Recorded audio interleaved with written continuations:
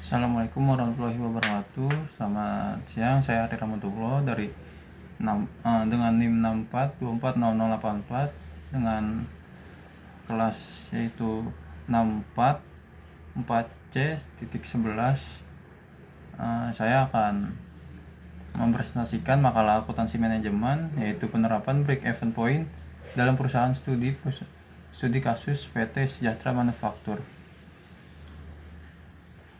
Itu untuk langsung saja untuk latar belakangnya, yaitu di era globalisasi dan persaingan bisnis yang semakin ketat, setiap perusahaan manufaktur maupun jasa dituntut untuk mengelola kegiatan operasinya secara efisien dan efektif, serta kelangsungan hidup perusahaan sangat ditentukan oleh kemampuan manajemen dalam membuat keputusan strategis yang tepat, khususnya terkait perencanaan penjualan dan pengendalian biaya, dan pencapaian target laba yang diharapkan. Dalam akuntansi manajemen, salah satu alat analisis yang sangat penting dan serbaguna bagi pimpinan perusahaan adalah analisis titik impas atau break even point. Analisis BEP merupakan sesuatu kondisi di mana total pendapatan yang diperoleh perusahaan sama persis dengan total biaya yang dikeluarkan, sehingga perusahaan tidak memperoleh keuntungan dan tidak pula mengalami kerugian. Penerapan BEP memang peranan krusial karena memberikan gambaran mengenai tingkat penjualan minimum yang harus dicapai agar perusahaan tidak menderita rugi. Selain itu, dengan memahami analisis BEP, manajemen dapat memproyeksikan perubahan volume penjualan terhadap perubahan harga jual, biaya tetap, dan biaya variabel. Oleh karena itu, penulisan makalah ini difokuskan pada analisis penerapan BEP. Itu langsung saja untuk perumusan masalahnya, yaitu bagaimana konsep dasar dan landasan teori mengenai BEP. 2. Bagaimana cara menghitung dan mengaplikasikan BEP dalam unit produk maupun mata uang rupiah. Serta yang ketiga yaitu bagaimana dampak perubahan volume penjualan, harga jual, dan tingkat biaya terhadap pencapaian target laba operasional serta margin of safety.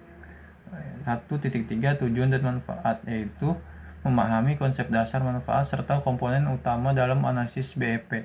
2. Menghitung titik impas BEP dalam unit dan nominal rupiah pada studi kasus PT Sejahtera Manufaktur. Yang ketiga yaitu menganalisis perencanaan penjualan yang dibutuhkan untuk mencapai target laba tertentu serta mengukur tingkat keamanan operasional. 2. Manfaat penulisan bagi mahasiswa yaitu mempermudah dan memahami praktis dalam teori mengenai akuntansi manajemen, khususnya analisis BEP dan perencanaan laba. Serta yang kedua yaitu bagi perusahaan sebagai masukan dan pertimbangan bagi manajemen dalam merencanakan strategi tingkat produksi, penetapan harga jual, serta evaluasi struktur biaya. Yang kedua yaitu landasan teori dan pembahasan. Untuk landasan teorinya yaitu akuntansi manajemen adalah proses mengidentifikasi, mengukur, mengumpulkan, dan menganalisis, menyiapkan, menginterpretasikan, dan mengomunikasikan serta informasi yang digunakan oleh manajemen untuk merencanakan, mengevaluasi, dan mengendalikan suatu organisasi. Kedua yaitu pengertian BEP. Break even point atau titik impas adalah suatu keadaan di mana operasional perusahaan tidak mendapat keuntungan dan tidak menderita kerugian. 2. Komponen utama BEP, yaitu 1. Biaya tetap, biaya yang jumlah totalnya tetap konstan dan tidak dipengaruhi oleh perubahan volume kegiatan. Yang kedua yaitu biaya variabel, biaya yang jumlah total berubah secara proporsional sesuai dengan perubahan volume. Yang ketiga yaitu harga jual per unit, sejumlah nilai uang yang dibebankan kepada konsumen. Yang ketiga margin kontribusi, itu selisih antara harga jual per unit dengan biaya variabel per unit. Untuk formula perhitungan BEP yaitu BEP unit sama dengan fixed cost atau price variable cost sama dengan FC sama dengan C atau CM. Untuk BEP atau rupiah, BEP dalam kurung rupiah sama dengan fixed cost atau dalam kurung satu strip variable cost atau price tutup kurung. Target penjualan untuk laba yang diinginkan yaitu penjualan target dalam kurung unit tutup kurung sama dengan dalam kurung fixed cost tambah target laba tutup kurung atau CM. 4. Margin of safety.